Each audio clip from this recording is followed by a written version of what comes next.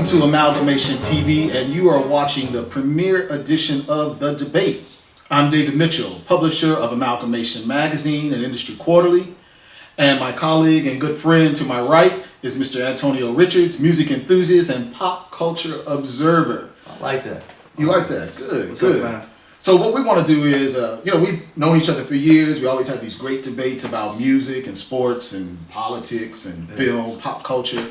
And so we want to invite you all into our world to hear us go at it about some of the things that you also crazily put up on the blogs. So Prince versus Michael Jackson, that's going to be our first topic. Dude, we got a winner, ladies and gentlemen. Prince versus Michael. I know. Hopefully we don't anger too many of you Prince and Michael Jackson fans out there. Who's your favorite of the two?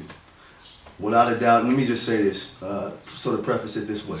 Michael's no longer here. I want to be respectful in that way. He's an amazing musician that I love, and you can probably tell what my position is. Prince all day, every day. Prince all day, every day. See, I've always felt I hate having to pick the two against each other. But that's the topic. So. Yeah, I know. But a lot of people in the 80s tried to do that. Oh, who was the biggest one? Is it Prince or is it Michael? Who was better? And I thought they were both great. Like I always said, Prince appealed more to my raw, sexual, explicit street side. Right. Michael Jackson always appealed to the child inner side of me. You know, Michael made me smile. Prince, made me do things I probably shouldn't have been doing. You know, so.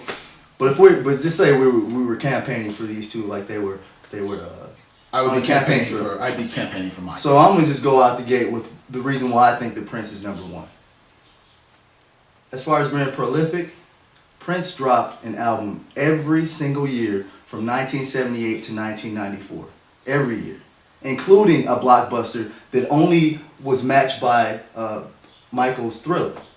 Well, we don't deny that. I mean, Michael... That's the first thing. ...was not nearly as prolific as Prince. Again, Michael was chasing that big repeat of Thriller. Prince never wanted to have another Purple Rain. He shied away from it. He ran like the Dickens from it. Second thing is campaigning for Prince. Prince is the only man that can go into a studio, write, produce, sing, play, the entire thing. Come out with a finished product. Come out with a finished product, and then have a song that's a radio staple. And that was sometimes, but that's why you had Prince and the Revolution and Prince and the New Power Generation. So, I mean, he didn't necessarily do everything by himself. I'm more impressed by Stevie Wonder, who could do that, and he was blind. Let's keep it to Prince and Michael. Okay, go ahead. Yeah. The third thing, people, that Prince could do is influence like no other. You have Sinead O'Connor singing Nothing Compares to You, who goes to number one worldwide, never had a hit match it since. Shaka Khan's biggest hit to date, Pop, is I Feel For You, a remake of Prince. Right? Mm-hmm.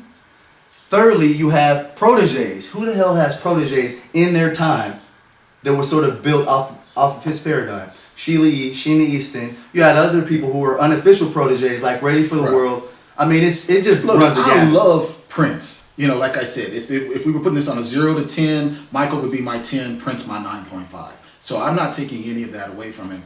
But I don't want to downplay the successes of Michael, who in many ways was the biggest artist in the world. And he is. The biggest, probably up there with the president, the Pope.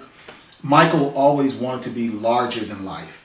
And I think he certainly achieved that. No, he wasn't nearly as prolific as Prince, but Thriller, Off the Wall. And you think of some of the things that spawned out of Michael Jackson, the Jackson 5, Janet Jackson. Still, both of them had amazing bodies of work. And also Michael's influence on people like Usher, Omarion, Chris Brown, his ability to just transpose a video and choreography.